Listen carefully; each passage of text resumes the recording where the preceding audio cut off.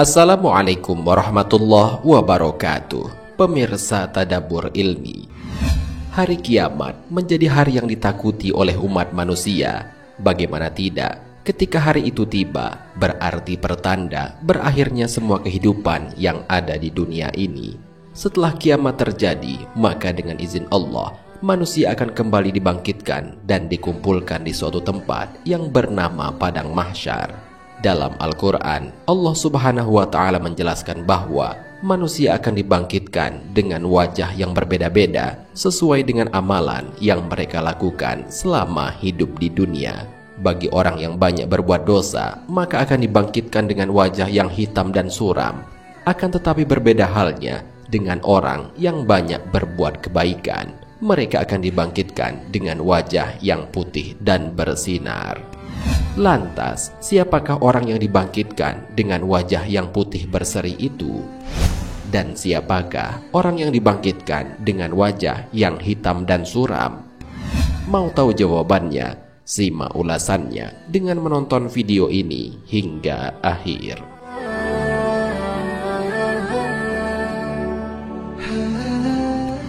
Sebelum lanjut, bagi kalian yang belum subscribe, silahkan untuk menekan tombol subscribe terlebih dahulu.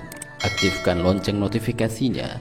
Bagikan video ini kepada teman-teman kalian agar semakin banyak orang yang mendapatkan manfaat dari channel ini.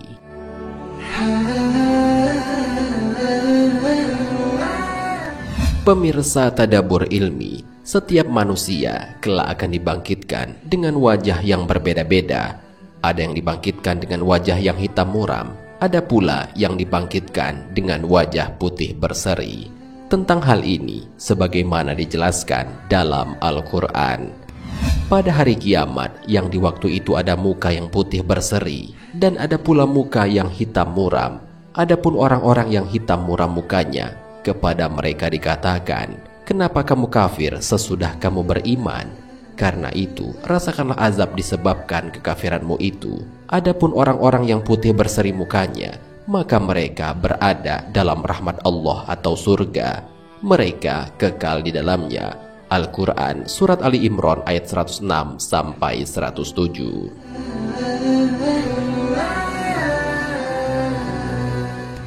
Orang yang dibangkitkan dengan wajah hitam muram. Orang-orang yang kelak akan dibangkitkan dari kuburnya dengan wajah yang hitam muram adalah orang-orang kafir dan orang-orang yang banyak berbuat dosa. Dengan keadaan seperti itu, mereka sudah tahu apa yang akan terjadi kepada mereka pada hari itu.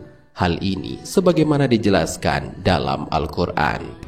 Dan wajah-wajah orang kafir pada hari itu muram. Mereka yakin bahwa akan ditimpakan kepada mereka malapetaka yang amat dahsyat. Al-Quran Surat Al-Qiyamah ayat 24 sampai 25. Dalam tafsir Quraisy Shihab dijelaskan bahwa pada hari itu pula wajah orang-orang kafir nampak kusam karena teramat muram.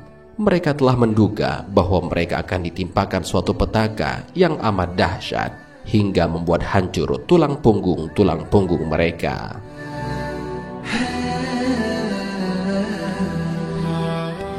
Pada saat itu, wajah-wajah mereka seperti wajah-wajah orang yang celaka karena tidak bisa melihat wajah Allah Subhanahu wa Ta'ala. Dan dalam keadaan ketakutan tersebut, mereka yakin bahwa mereka akan ditimpakan malapetaka yang sangat dahsyat, yaitu mereka akan dilemparkan ke dalam neraka jahanam. Allah Subhanahu wa Ta'ala berfirman, "Dan pada hari itu diperlihatkan neraka jahanam.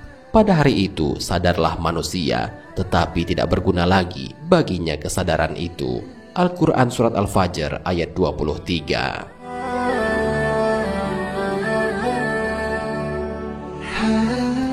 Orang yang dibangkitkan dengan wajah putih berseri.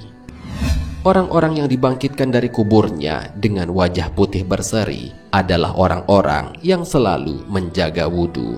Bagi umat Islam, wudhu adalah suatu ibadah yang tidak bisa terlepas dalam kehidupan sehari-hari, karena ia merupakan syarat sah ketika hendak melaksanakan sholat.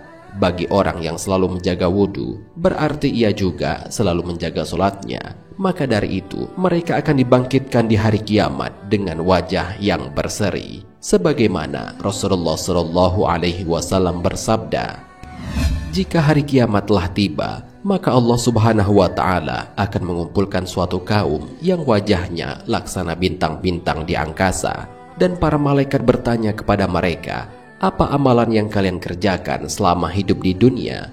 Mereka pun menjawab, setiap kami mendengar azan, segera kami bergegas mengambil air wudhu atau bersuci. Ada pula sekelompok orang yang wajahnya berseri-seri, laksana rembulan yang memancarkan sinar terangnya. Para malaikat bertanya, apakah yang kalian kerjakan selama hidup di dunia?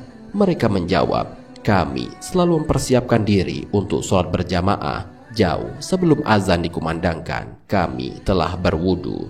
Di samping itu, ada juga sekelompok orang yang wajahnya berseri-seri, laksana matahari yang memancarkan cahaya terang benderang. Para malaikat juga bertanya, amalan apa yang telah kalian lakukan selama hidup di dunia? Mereka menjawab, kami secara tekun mengikuti sholat berjamaah. Setiap waktu sholat tiba, kami telah siap di masjid sebelum azan dikumandangkan. Dalam riwayat lain, dari Nu'aim bin Al-Mujmir berkata, aku mendekati masjid bersama Abu Hurairah, lalu dia berwudu dan berkata, aku mendengar Nabi Shallallahu Alaihi Wasallam bersabda, sesungguhnya umatku akan dihadirkan pada hari kiamat dengan wajah berseri-seri karena sisa air wudhu. Barang siapa di antara kalian bisa memperpanjang cahayanya, hendaklah ia lakukan. Hadis riwayat Bukhari.